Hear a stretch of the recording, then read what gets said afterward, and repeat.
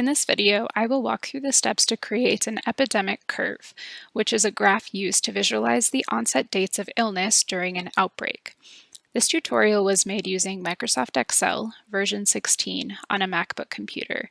There might be some small differences in keystrokes or steps if you're using other programs or computer types.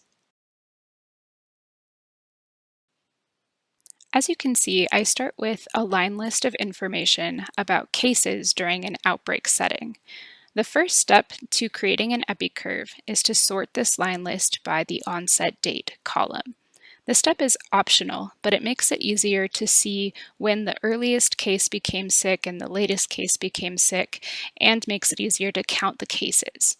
So I'm highlighting the whole line list of information,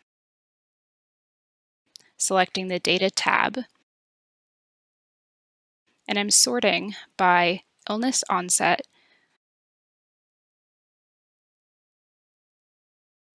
from oldest to newest.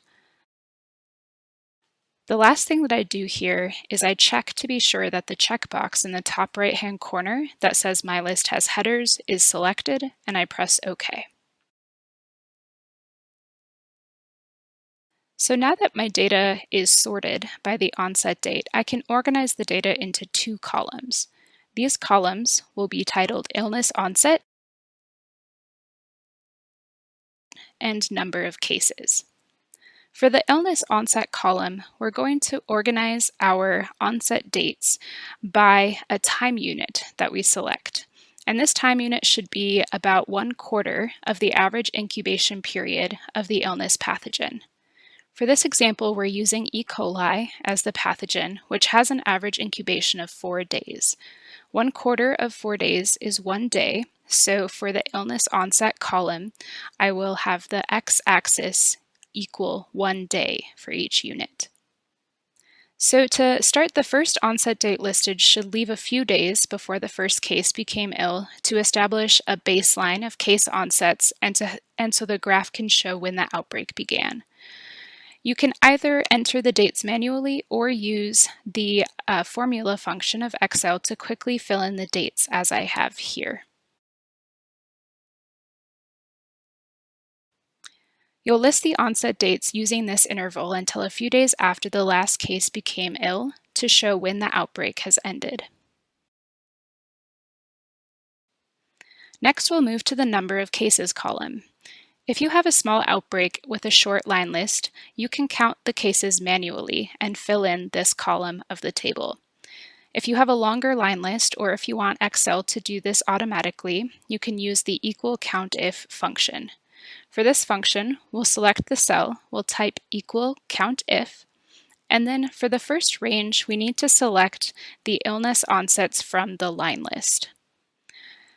In order to do this, you'll just drag down on the illness onsets in that column, and in order for Excel to keep this reference stable even as we pull this formula down throughout the cells in the whole column, we need to add in $signs before the column letter and the row number of each of those cells.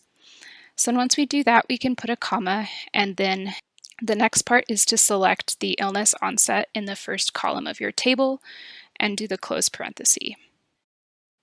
Now this formula is ready to pull down to the rest of the cells in the column.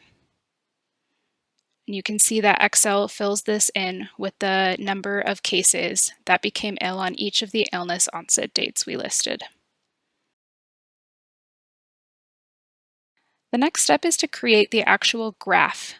So we'll select our two columns of data, we'll go to the Insert tab, we'll select the column chart icon and the cluster column option.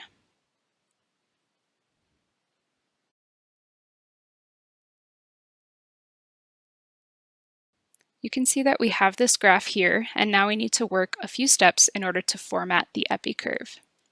You'll double-click on the chart, and the first thing you can do is change the title. An epicurve should always have a detailed title that includes a description of the outbreak, the type of illness, the location where the outbreak occurred, and the time period of interest. Next, we'll add axis titles to both the Y and the X axis of our chart You can label the x-axis illness onset dates,